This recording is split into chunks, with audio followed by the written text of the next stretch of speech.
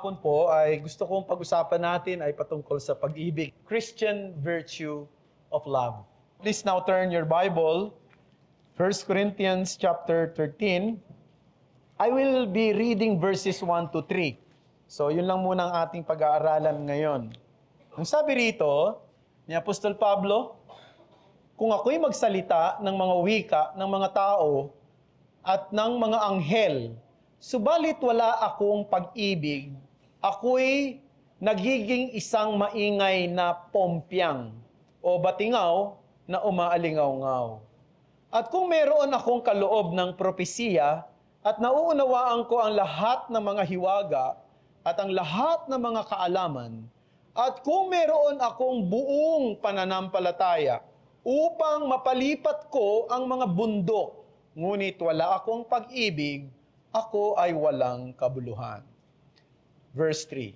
At kung ipamigay ko ang lahat ng aking ari-arian, at kung ibigay ko ang aking katawan upang sunugin, subalit walang pag-ibig, walang mapapakinabang. Ito ang salita ng Panginoon. Now, tulad ng nabanggit, kahapon nga ay Valentine's Day.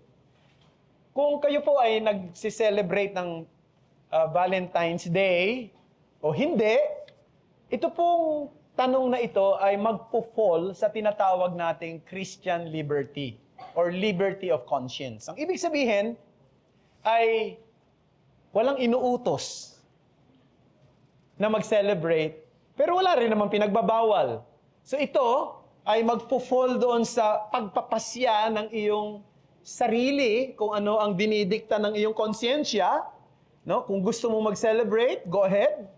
Kung gusto mong hindi mag-celebrate, okay lang din. Now, ito mga kapatid, personal ko lang. Ang totoo, hindi ko tinatrato ang Valentine's Day as a special occasion para i-express ko yung pag-ibig ko sa aking asawa. Para sa akin, hindi dapat magde-designate ng isang araw para i-express ko yon. Dapat araw-araw. I should express my love to my wife. Now, having said that, sa Bible po, ang pag-ibig ay isang central theme. Isa sa mga central theme.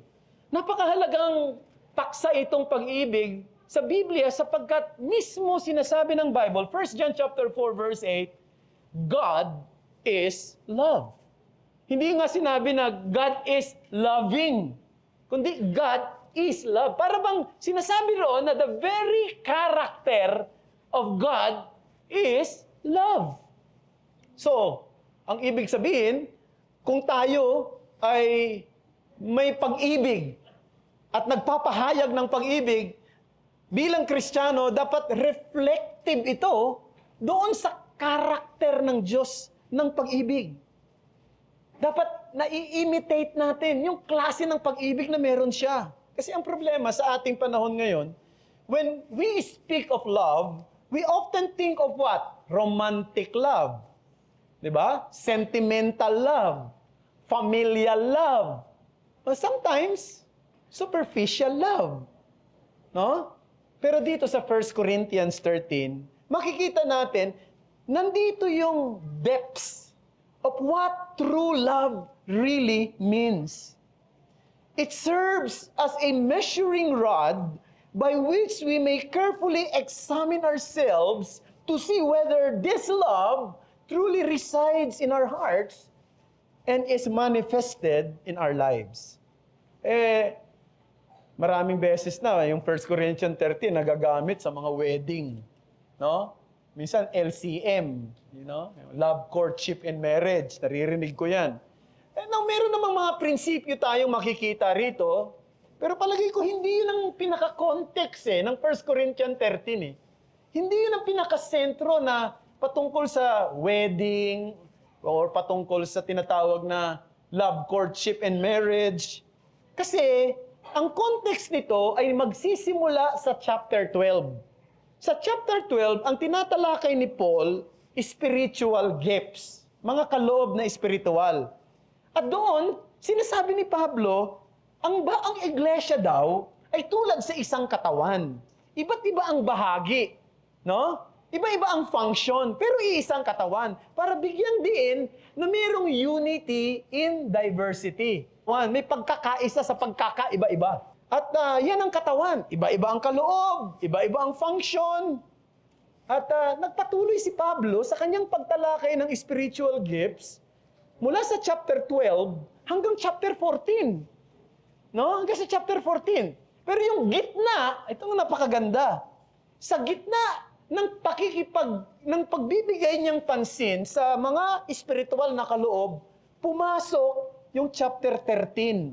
At dito ay ipinakita sa atin kung papaano daw natin gamitin yung ating mga spiritual gift. Dapat ginagamit natin ito ng may pag-ibig. Now, gusto ko munang sabihin, i-note natin yung pinaka-transition. May transition to. Binasa natin chapter 13 verse 1 hanggang 3. Pero bago yon, yung pinakahuling talata sa chapter 12 ay yung verse 31b. Basahin natin. Sabi ni Paul, "And I will show you a still more excellent way." Tapos pumasok siya doon sa pag-ibig. So dito, si Pablo, nagdi-depart siya doon sa common understanding ng love. Madalas ano ba yung understanding natin ng love? Emotional, yung nararamdaman. Ngayon, ang description ni Paul ng love ay way. Excellent way. Daan. Ano ba yung daan? A way leads you from one place to another. In contrast to popular view, pag sinabing love, emotional vibration. Paul present love as a pathway. Isang daan. Excellent way. The excellent way is the way of love.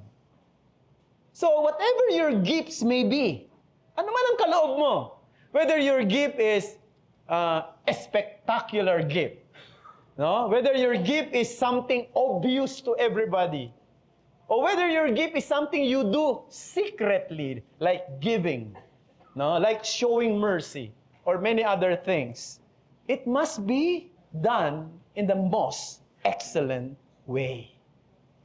And the most excellent way is love. Now, dito po, ina-address pa rin ni Paul yung spiritual gifts in this chapter. In fact, binanggit niya doon sa binasa natin ngayon, yung 5 remarkable things. Unang-una, yung 3 ron, spiritual gifts. Ano sabi? Speaking in tongues, prophecy, ano pa? Faith.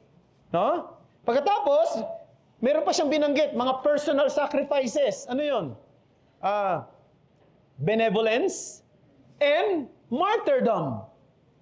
No? Sabi niya, ngayon, itong mga ito, kung tinataglay mo daw ito, meron kang, yung binanggit niya, mga spectacular gifts, ha? Speaking in tongues, prophecy, faith, martyrdom. Ano pa? Yung benevolence. Ang gamit pa nga niya ng salitang ginamit dito, di ba? Yung pamigay ko yung aking ari-arian. Sobrang grabing benevolence yan, ha? Ipamigay mo lahat ng ari-arian mo. Pero itong problema, pero wala kang pag-ibig, you are nothing. Para bang nag-multiply ka sa 0.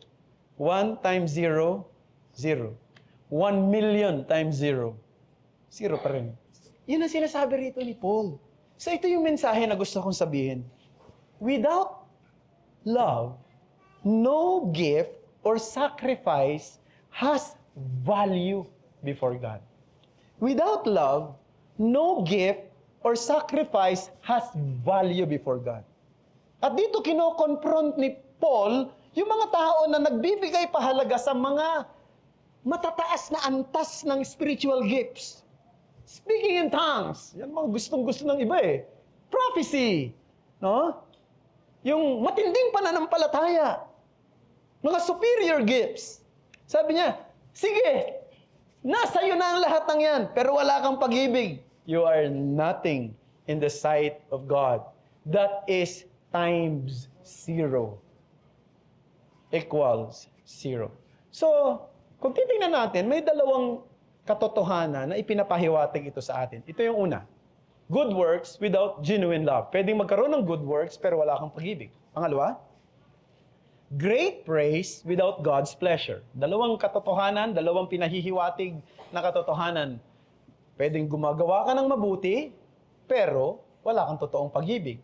Pwedeng pinupuri ka ng mga tao, pero hindi natutuwa ang Diyos sa iyo. So, ano yung mga sinight ni Paul dito? Tongues. Diba? Magsasalita ng iba't ibang wika. Tapos, in-stretch niya yung idea. If I speak in the tongues of men and of angels. Now, gusto kong sabihin, gumagamit si Paul dito ng hyperbolic expression. Wala naman pwede magsalita talaga ng tongues of the angel. Ano ba salita ng mga anghel? Pero sinasabi niya, halimbawa lang, granting for the sake of argument, kaya mong intindihin at unawain ang lingwahe ng mga anghel, hypothetically, pero wala kang pag-ibig. It is meaningless. It makes no sense. It brings no benefit. It profits nothing. Then prophecy. Ang sabi niya, at kung meron akong kaloob ng propesiya, nauunawaan ko ang lahat ng mga hiwaga at lahat ng kaalaman. No, sobra yung stretch na ginawa ni Paul dito eh. Kasi di ba yung prophecy, nagsasabi ka kung ano yung mangyayari, pinapahayag ng Panginoon sa iyo. Pero walang sino mang propeta na alam ang lahat ng bagay. Walang sino mang propeta na nauunawaan ang lahat ng bagay. Pero sabi ni Paul, granting, for the sake of argument, lahat alam mo. No, nalagpasan mo pa yung mga dakilang propeta sa nakaraan. Pero wala kang pag-ibig. You are nothing. Then, sumunod, faith. Pananampalataya. Pansinin niyo yung sinabi ni Paul. Sabi, at kung meron akong buong pananampalataya. Sa Tagalog, sa English ay all faith. Alam nyo, meron tayong pananampalataya binigay ng Panginoon sa atin. Di ba?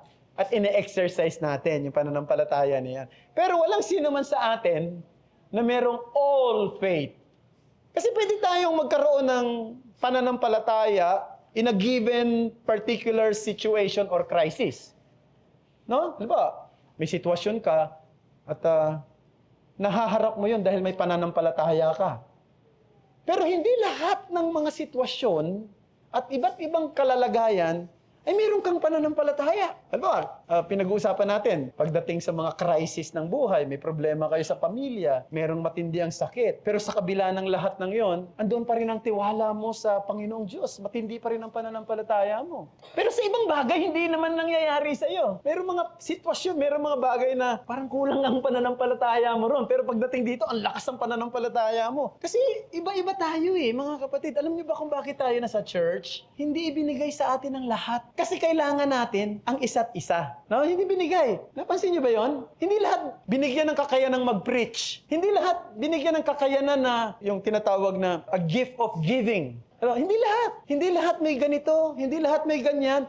Kaya hindi lahat ng kaloob na sa atin kasi kailangan nating umasa sa isa't isa na binigyan ng Panginoon ng kaloob na maaaring makatulong sa atin. At yung kaloob ko naman, pwede makatulong sa iyo. So, something like that. Pero anong sabi ni Paul dito? Halimbawa lang. Nasa iyo na yung lahat. Yung all faith, nasa iyo na. Pero wala kang pag-ibig. Yung pananampalatayang kaya mo daw magpalipat ng bundok sa kabila. Yet, you have no love, it amounts to nothing. Now, another thing, supreme benevolence.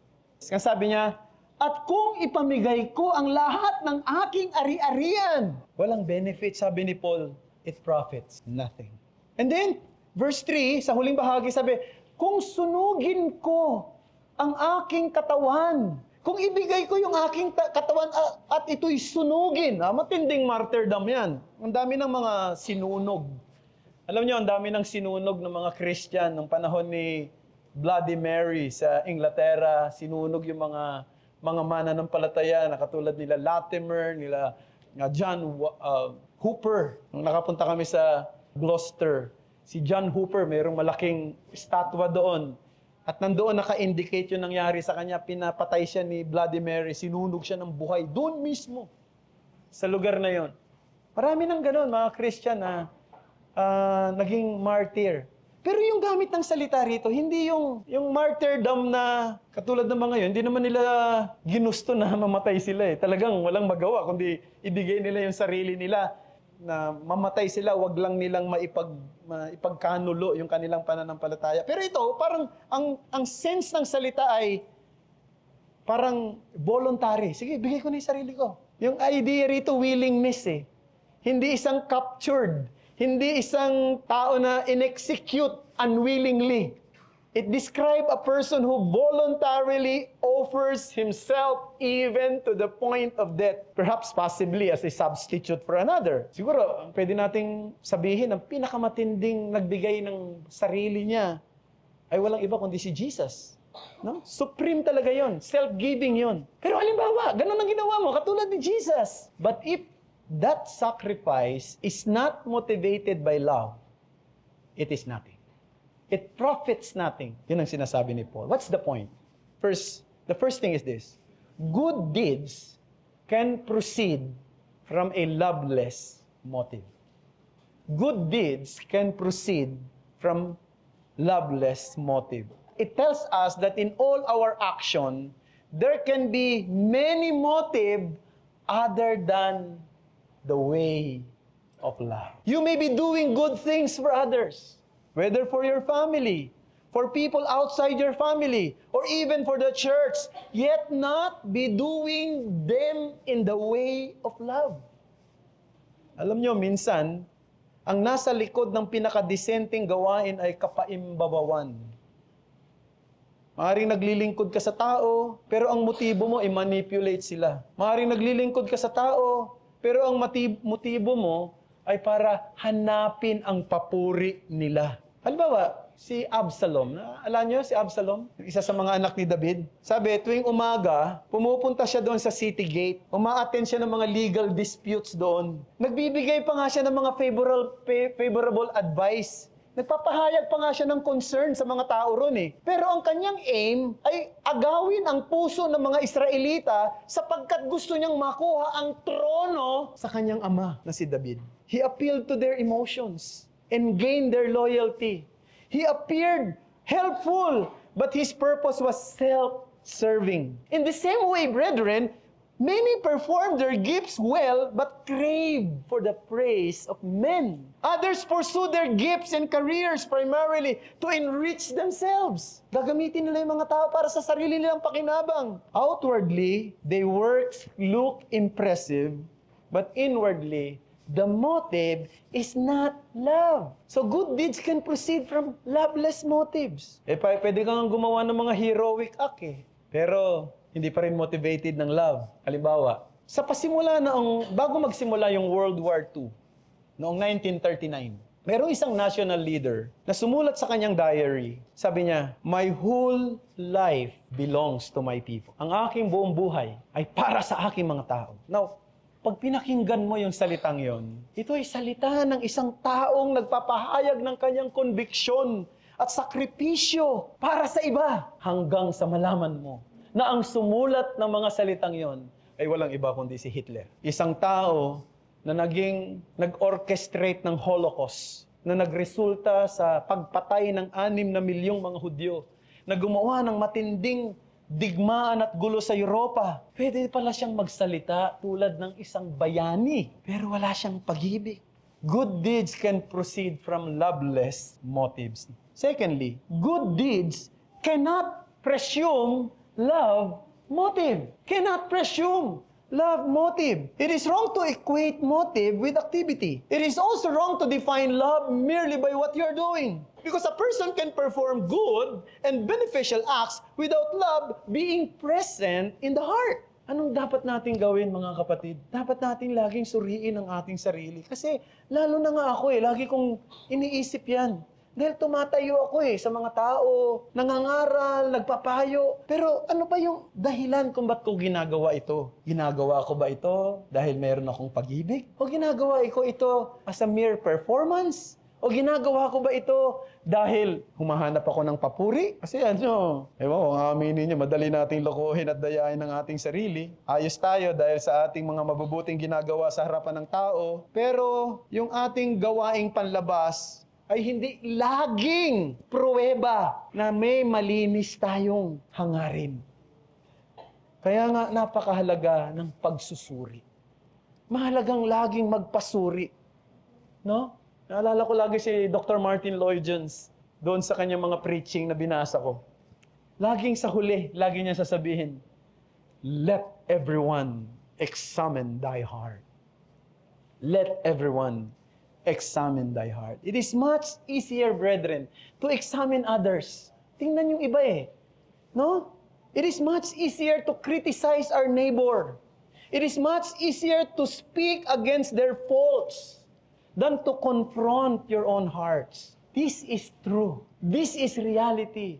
And I experienced that myself. Sabi ng isang mahusay na pastor at manunulat sa kasaysayan, A.W. Tozer. Sabi niya, marami na akong nakitang mga pangit na bagay, pero wala akong nakitang kasing pangit ng aking sariling puso. So it is crucial that we examine the motives of our heart. Let us examine our hearts. Suriin natin ang ating puso sapagkat in the end, it is not the visibility of our works that matters most, but the purity of our love before Him. Let us examine our hearts. So that's the first thing. Let's go to the second heading. Great praise without God's pleasure. Unang-una, let me say that rightful evaluation must come from the Lord. Rightful evaluation must come from the Lord. When you prophesy, when you speak in tongues, now, hindi ko sinasabi na naniniwala ako na meron pang ganong klase ng kaloob ngayon, ha, mga kapatid. Ito, sinasabi lang natin dahil binanggit ni Paul dito yan. When you demonstrate great faith, di ba? Ano yung ginagawa mo? Gumagawa ka ng mabuti sa iba. You're doing good for others. Kaya sabi ni Paul, di ba, yung gift ng speaking in tongues sa New Testament, nagsasalita ka ng iba't ibang wika, ang purpose para yung mga maaaring hindi mananampalataya na hindi naiintindihan yung lengguwahe na ginagamit mo, maintindihan nila yung pangangaral na sinasabi mo. Di ba yun nangyari sa Aklat ng Mga Gawa? Noong nandoon sila, dumating yung banal na Espiritu sa panahon ng Pentecostes, nagsalita sila ng iba't ibang wika, nagkataon, pista ng Pentecostes yun. Ang tawag doon ay Feast of the First Fruits. So doon pumupunta yung mga Hudyo, bumabalik sila sa kanilang bayan, na nakatira sila sa iba't ibang mga lugar. Na ang lingwahe nila, hindi na yung lingwahe nilang Hebreyo, kundi yung lingwahe na doon sa, kung saan doon sila nakatira, di ba? Pagdating nila doon sa Jerusalem, dumating yung banal na Espiritu sa panahon ng Pentecostes, yung mga disipulo, nagsalita ng iba't ibang wika nila. Sabi nila, paano nila nalalaman yung mga wika namin? So nakita niyo, ang purpose pala nun, ay para yung mga maaaring hindi nakakaintindi nung ginagamit na wika, ay makarating sa kanila yung mismong mensahe. Ngayon, para doon sa mga hindi naman naiintindihan yung wika na ginamit, merong interpreter. Di ba? Doon sa 1 Corinthians, binanggit, dapat kung magsasalita ng iba't ibang wika, maging doon daw sa loob ng simbahan o sa church, dapat may mag-i-interpret. Kung wala, tahimik na lang. Bakit? Wala rin kabuluhan eh. Magsalita ka ng Hasha Balasiba, Lakta Basilay, Sherota Strength. Di anong sasabihin ng mga, ano yun? No? Walang nag-interpret. Kung sa tingin mo meron ka, tatakpan mo na lang yung bibig mo. Wala rin kabuluhan yan eh. Naintindihan niyo mga kapatid? So may pakinabang yung speaking in tongues. Yung prophecy, may pakinabang. Yung faith, may pakinabang sa iba. Pero anong sabi ni Paul sa 1 Corinthians 13? Yung evaluation ay hindi kung ano ang sinasabi ng mga tao, kundi kung ano yung judgment ng Diyos sa iyo. At sabi rito, God recognizes the way of love. If love is absent, then whatever you do, no matter how impressive yung ginagawa mo, sa paningin ng iba, magiging meaningless yan. Dahil hindi na-impress ang Diyos sa iyo. Ang sabi ni Pablo, para ka lang pompyang o batingaw na umaalingaw-ngaw. Di ba? Yung pompyang at saka yung mga bating, yung pompyang, di ba ginagamit yan sa pagkanta, ng brass, kung tawagin, di ba? Sounding brass. Hindi yan independent instrument. Kailangan yan ng iba. Kasi kung, ano yan, di ba? Walang meaning yan. No? Kaya kinakailangan ng iba na may instrumento dyan para merong meaning yon. So parang gano'n sabi niya, walang kabuluhan, walang meaning. Ang ginamit pa niyang salita rito actually yung description dito ay parang a loud or roaring sound. Parang yung ingay ng dagat, yung ingay ng mga alon. Nagsalita na ba kayo sa mga alon? Kinausap niyo na ba yung alon? Ang ingay mo naman. No? Bakit ang ganyan na yan? Hindi mo gagawin yun. Bakit? Kasi walang buhay yun. Hindi naman magsasalita yun ng sasagot yun sa'yo. Ang point doon, pointless yun. Ang punto rito, pwedeng yung sinasabi mo, masarap pakinggan ng mga tao, pero dahil you did not do it in the way of love, sa tingin para sa Diyos, noise lang yun, ingay lang yun. Nag-iingay ka lang. Bakit? Sapagkat ang Diyos, Kanyang tinitimbang ang ating mga gawa sa motibo ng ating puso.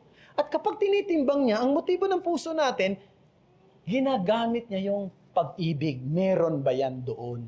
Proverbs 21:2. Every way of a man is right in his own eyes, but the Lord weighs the heart. So, ang tinitimbang niya yung puso.